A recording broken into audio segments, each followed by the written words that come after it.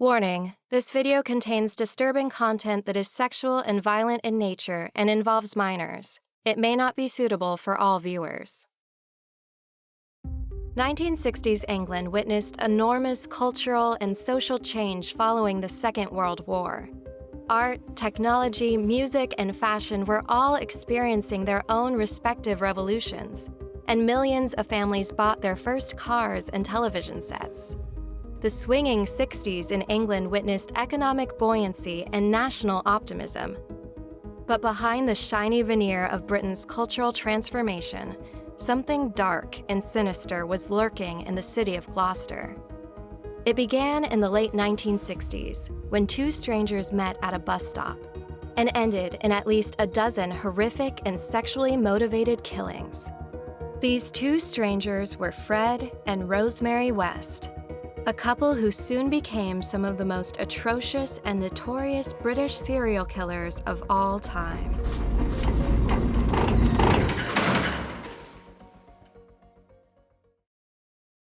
Rosemary was just 15 years old when she met 27-year-old Fred West while out one night in her hometown in 1968. The two began a relationship, in spite of their age difference of over a decade. Rosemary's parents were alarmed by their daughter's courtship with Fred, despite the fact that their own home environment was highly unstable.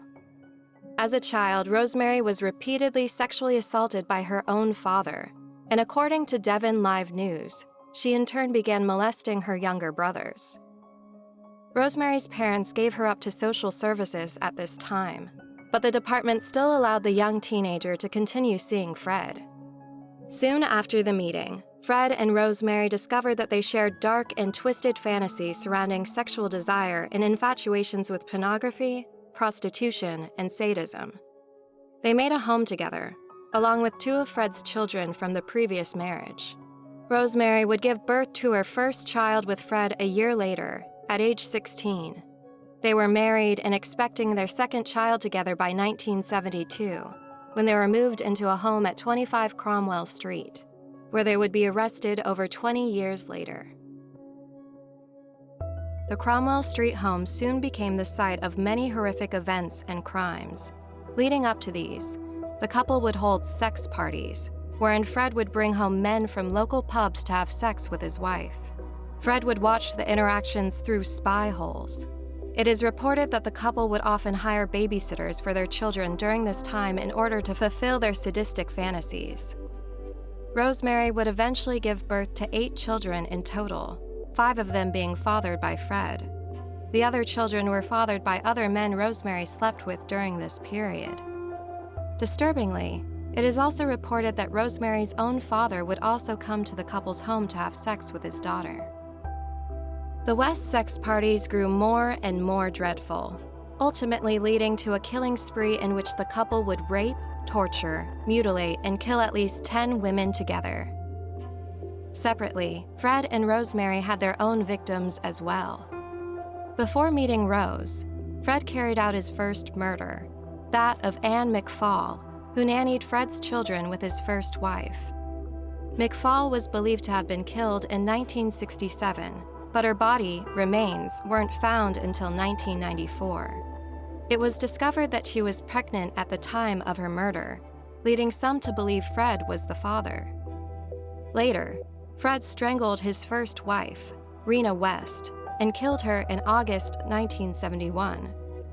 Her body was found in the same location as that of McFall's, dismembered and stored in plastic bags in a nearby field. Fred was with Rosemary at this point, but carried out the murder alone. Also in 1971, Rosemary killed Charmaine West, Fred's stepdaughter from his first marriage, who was only 8 years old. Fred was in prison for theft at the time, leaving Charmaine in Rosemary's care. Rosemary wrote to Fred in prison, "Darling, about Char. I think she likes to be handled rough. But darling, why do I have to be the one to do it?" After Charmaine stopped appearing at school, teachers and friends wondered what happened to the child. Rosemary claimed the child had been taken by her mother, who had also been killed by then, and no other questions were asked. despite a neighbor once witnessing Rosemary beating Charmaine with a wooden spoon while the child had been strapped to a chair. Reportedly, Fred was excited by the act of Rosemary killing Charmaine and told Rosemary about his murders of his ex-wife and nanny. Following this, the couple would begin committing their terrifying and perverted attacks on young women together. Fred created a sex dungeon in the basement of the Cromwell Street home, where the couple would lure victims and perform extreme acts of torture and sexual violence. The West's first victim was a young woman named Caroline Owens. She was attacked, raped, gagged, and bound by the Wests, but was able to escape and contact the police. Too terrified and humiliated to agree to provide evidence, the Wests were charged only with indecent assault in this case. Tragically, the couple's next victims would not be so lucky as to escape their hell house. After Charmaine West, Anne McFall, and Rena West, 10 more known victims were killed by the evil couple. In addition to raping and otherwise sexually assaulting the young women, the Wests would often suspend their victims from ceiling beams in their basement, keeping them alive for days and torturing them before their eventual murder. After killing their victims, the Wests typically dismembered the bodies, burying them in the cellar or garden of their home. Some of the victims were lodgers at the Wests' home, while others were abducted by the couple before being brought back to Cromwell Street. Even more disturbingly, among these victims was Heather West, Rosemary and Fred's own daughter, who was only 16 when she was killed by her parents. Heather and her siblings grew up being persistently physically and sexually abused by both parents. When Heather would vehemently reject the advances of her father, her parents led her to believe that this meant she was a lesbian. After going missing in 1987, the Wests claimed that their daughter had gone to Scotland to be with a female partner, or that she had left to work at a summer camp. In reality, they had tied up, raped, and killed Heather before burying her in their garden. Horrifically, one of Heather's brothers helped dig the grave, under the impression that it was for a fish pond. 5 years after killing their daughter, the Wests were arrested for the rape of a 14-year-old girl. The court case for this crime collapsed because witnesses and the victim refused to testify at the last minute. However, the case ultimately led to a deeper investigation of the couple, and in their home, police found a large amount of pornographic material, including 99 homemade videos. The tapes were reportedly destroyed by the police, but it is believed they may have contained footage of the couple's torture and killings. The detective in charge of this investigation found enough evidence of serious and terrible abuse, leading her to want to interview Heather West. Of course, she was nowhere to be found. The changing stories about Heather's whereabouts led to even more suspicion and police attention. Detective Chief Inspector Terry Moore revealed that there were worrying signs because it would be very, very difficult for someone to go completely missing, and there wasn't a single sign of Heather after 1987. Another worrying sign was a joke one of the West children told a social worker during this time. The child told the worker that there was a family joke that their father had killed and then buried their sister Heather, and that if the other children misbehaved, they would end up under the patio as well. After almost a year, the lead detective was able to obtain a search warrant, and the West's terrorizing streak of sadistic torture would come to an end.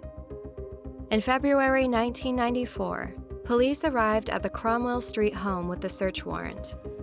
Rosemary was at home at the time and called Fred, who was at work, to inform him about the police in their home. Reportedly, when Fred received the call, he left work and went missing for 6 hours. To this day, no one knows where he went. After, he went to the Gloucester police station and told them he had recently seen Heather alive. In the meantime, police dug up the garden at 25 Cromwell Street. Heather's body was the first one found. Soon, police discovered the remains of 10 young women in the couple's cellar and garden. These known victims were Linda Goff, Carol Ann Cooper, Lucy Partington, Therese Partington, Therese Siegenthaler, Shirley Hubbard, Juanita Mott, Shirley Robinson, and Allison Chambers, who are all between 15 and 21 years old. Many believe the couple likely killed even more victims than the police discovered. I feel sorry for the families there's some families who still don't know whether their children might be found, whether their daughters or relatives are going to be found in this house. Rosemary and Fred West were finally arrested on February 25, 1994. Fred was convicted of 12 murders, which he confessed to with varying versions, many believe in order to taunt the police. Before he was convicted of his crimes, he killed himself in his prison cell. In his suicide note, he included the following suggestion for his tombstone epitaph. In loving memory, Fred West Rose West. Rest in peace where no shadow falls.